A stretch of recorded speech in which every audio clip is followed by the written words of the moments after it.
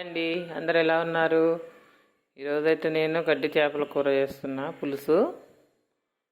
ఓకేనా? వాటి కోసం ఇప్పుడైతే కట్ చేసి పెట్టుకున్న గడ్డి చేపలను అయితే వేయించుకుందాము. కొద్దిసేపు కళాయిలో ఇలా కొంచెం దూరగా వేయించుకుందాము.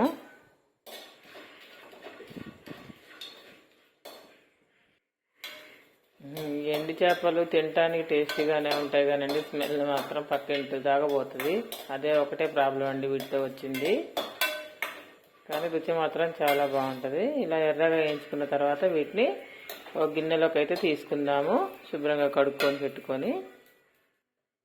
ఇప్పుడు వేయించుకున్నాక ఈ కడాయిని అయితే శుభ్రంగా కడిగాను, ఎందుకంటే ఇందులో ఇసుక గినుక ఎండు చేపలకి ఇసుక పడి ఉంటుందండి. అది పోవటానికి శుభ్రంగా దీన్ని అయితే కడిగేసాను. ఇప్పుడు ఇది వేడైన తర్వాత ఆయిల్ అయితే వేస్తాను. ముందుగా అయితే ఆయిల్ వేస్తున్నా.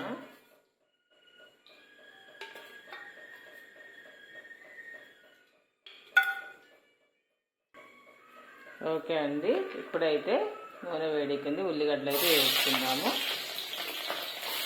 ఉల్లిగడ్డలు కూడా కొద్దిగా దూరగా వేగాలి. వేగిన తర్వాత చేపలు అయితే వేసుకుందాము. కానీ అండి ఎండు చేపలు స్మెల్ అనే కానీ ఎండు చేపలైనా పచ్చి చేపలైనా ఒకటే అండి, కానీ అవి తినడం వల్ల చాలామంది హెల్తీగా ఉంటారు. కాకపోతే వాటి వాసనే మనం భరించలేము అంతే. ఎండు చేపలలో బోల్డ్ అనే ఆరోగ్య ప్రయోజనాలు అయితే ఉన్నాయని న్యూట్రిస్టులు కూడా అంటారండి. ఎండు చేపలలో పుష్కలంగా ఉంటాయి proteins, anti oxidant, potassium, phosphorus, vitamin B12 ఇలాంటివన్నీ ఉంటాయి. క్యాలరీలు అయితే చాలా ఉంటాయి, సోడియం. కాకపోతే ఈ ఎండు చేపలు తినడం వల్ల మన శరీరం పొడిబారటం అనేది తగ్గుతుందండి, ఎప్పుడు తేమగా ఉంటుంది. మళ్ళీ బ్లడ్ రక్తపోటు అంటారు కదా, అది కూడా తగ్గుతుంది. నరాల సమస్యలు ఉన్న వాళ్ళు నరాల సమస్యలు అయితే కంట్రోల్ చేస్తాయి. ఎండు చేపలు చాలా మంచిదండి తింటే, కాకపోతే స్మెల్ మాత్రం మనం భరించలేము అంతే. వీటిలలో కొవ్వు కూడా ఉండదు, మనలో ఉన్న కొవ్వును కూడా కరిగిస్తుంది. చెడు కొలెస్ట్రాల్ ఉంటే వాటిని తగ్గిస్తుంది. కానీ ప్రెగ్నెన్సీ వాళ్ళు తినాలండి. వీటిలలో ఉండే ఫాస్ఫరస్ ఉండటం వల్ల వాళ్ళ ఎముకలు చాలా పుష్కలంగా ఉంటాయి, పుష్టిగా ఉంటాయి. ఇన్ని ప్రయోజనాలు ఉన్నాయండి వీటి వల్ల. ఇప్పుడైతే పసుపు వేస్తున్నా. ఎప్పుడు కాకపోయినా అప్పుడప్పుడు మంత్లో 2 times అయినా తినాలండి, కానీ ప్రెగ్నెన్సీ వాళ్ళు తప్పకుండా తినాలండి వీటిని, సీ ఫుడ్. దీనివల్ల వాళ్ళ పిల్లలు ఆరోగ్యంగా ఉంటారు, వాళ్ళు కూడా హెల్తీగా ఉంటారు. ఇప్పుడు నేను చెప్తున్నాను కాదు కదా, మీరు కూడా ఒకసారి చెక్ చేయండి, తెలుస్తుంది. అలాగే జీలకర్ర పొడికి మెంతి పొడి కలిపి అయితే ఒక చిటికెడు వేసుకున్నా. ఇవి వేగుతుంటే ఇప్పుడు మనం ముందుగా శుభ్రం చేసి పెట్టుకున్న ఎండు చేపలను అయితే వేసుకోవాలి.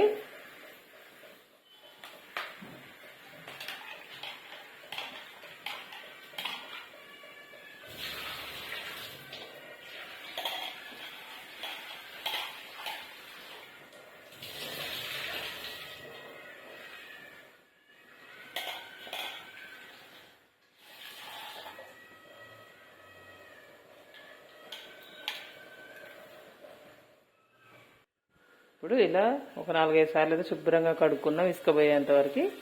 ఇప్పుడు ఇలా వేగిన ఉల్లిగడ్డ ముక్కలలో అయితే వేసి వీటిని కూడా కొద్దిగా రోస్ట్ చేయాలి, స్మెల్ పోయేంత వరకు.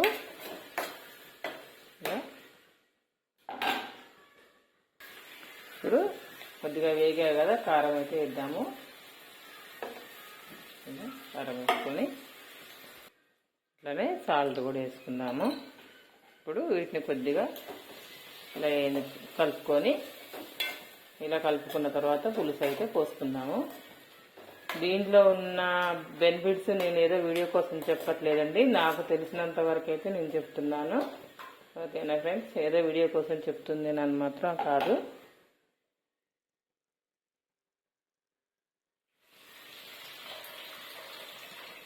ఇప్పుడు ఈ చింతపండు రసాన్ని ఇలా పోసుకోవాలి, మనకు కావాల్సినంత పులుసు. ఇప్పుడైతే కొద్దిగా ఇంకొంచెం వాటర్ యాడ్ చేస్తున్నా. ఓకేనా అండి? నాకైతే ఇప్పుడు కొత్త వంటలు అయితే రావండి, ఇప్పుడు పిల్లలు చేసే విధంగా. నేను చేసేవన్నీ పాత వంటలే, ఇవి అమ్మ దగ్గర నేర్చుకున్న వంటలు మాత్రమే అండి.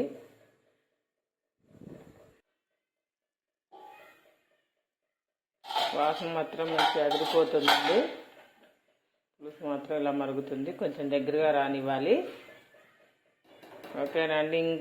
మీరందరూ నా వీడియో నచ్చినట్టయితే లైక్ చేసి, షేర్ చేసి, సబ్స్క్రైబ్ చేయండి. మీరు అందరూ ఎంతో లైక్ కొట్టి షేర్ చేస్తే నా వీడియోస్ అన్నీ చాలామందికి రీచ్ అవుతాయండి. ప్లీజ్ అండి, నాకు సపోర్ట్ చేయండి. ఇప్పుడు కొంచెం ధనియాల పౌడర్ అయితే వేస్తున్నా.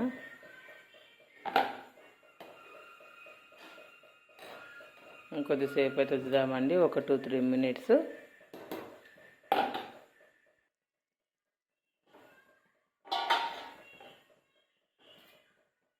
కొద్దిగా ఆయిల్ తేలాలి పైకి.